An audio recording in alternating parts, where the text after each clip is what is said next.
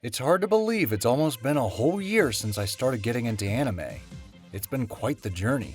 I've seen anime that, let's just say, met my expectations as to what the medium would include, like Soul Eater and Fairy Tail. But I've also been watching a handful of anime that have exceeded my expectations. Death Note, Yuri on Ice, and Hellsing all blew me away over how deep the storytelling could go. There was just one more anime that my Amanda loved that I had to check out for myself before the year came to a close. My Hero Academia. Now that I've sharpened my teeth with anime, I finally know what it is that I like and dislike about them. And let me just get to the point. My Hero Academia is everything I like about anime. Remember that half-baked Disney movie Sky High where some individuals with powers go to school to learn how to become superheroes? Yeah, it's like that on paper, but My Hero Academia goes beyond that lighthearted premise. A Japanese studio diving deep into a shallow portrayal of a Disney story? That's unheard of.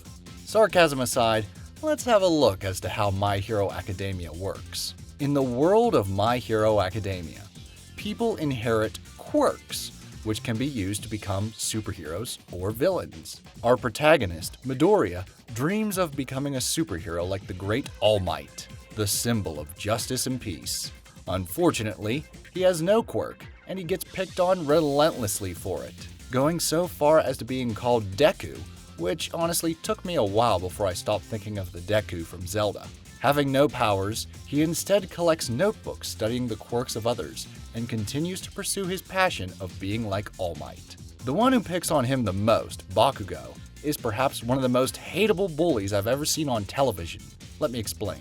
Now, usually a bully is just some generic prick who doesn't really develop throughout the story and picks on our lead character for being aloof or awkward.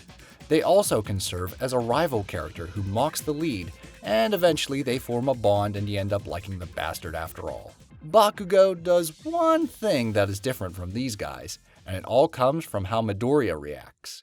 You see, when it comes to the bully characters in shows like Danny Phantom, Pokemon, and even Rugrats, you'll notice the main character of those shows is easily put off by these bullies, just like the audience.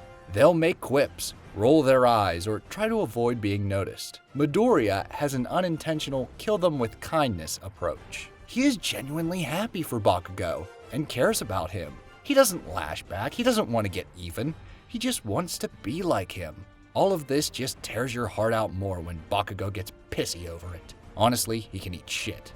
Midoriya's character is a very interesting take on the underdog trope. He's a total pussy, sure, but it makes his changes all the more transparent when they do take shape.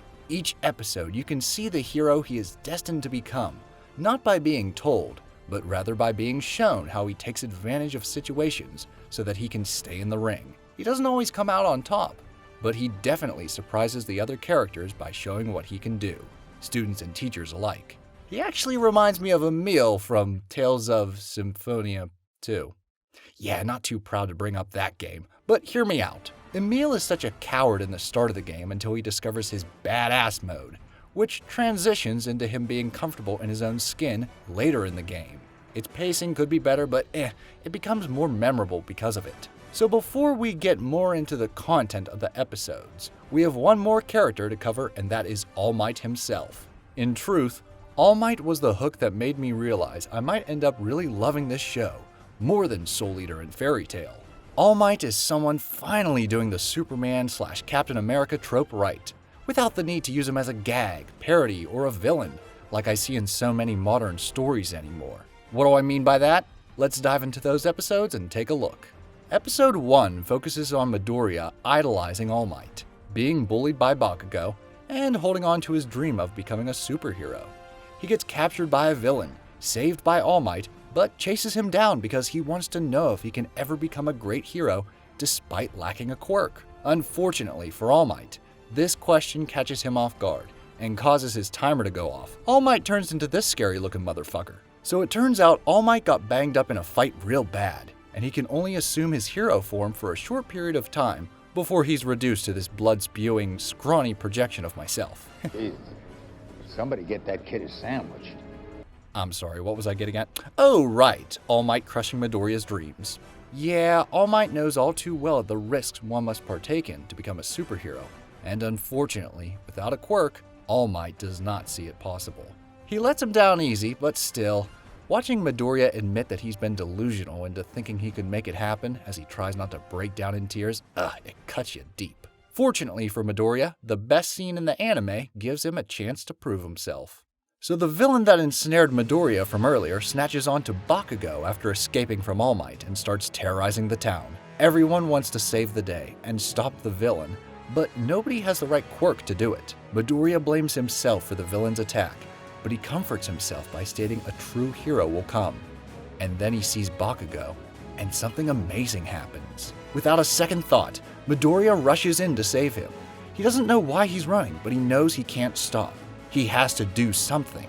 He improvises, he adapts, but above all, he doesn't give up, because he can't just sit back and watch Bakugo die. This sparks All Might, who had been watching in his powerless form from afar. He understands what it takes to be a true hero, and pushes himself to live up to his own ideals. The true test of a hero is to risk your life to save others. I often hear of a very common criticism that heroes are flat. Symbols of justice and peace like Superman or Captain America are outdated or uninteresting, but I don't necessarily agree. I think those characters are just as important, if not more so, than the very complex and developed ones. These heroes must take on a mantle or wear a mask that gives hope to others.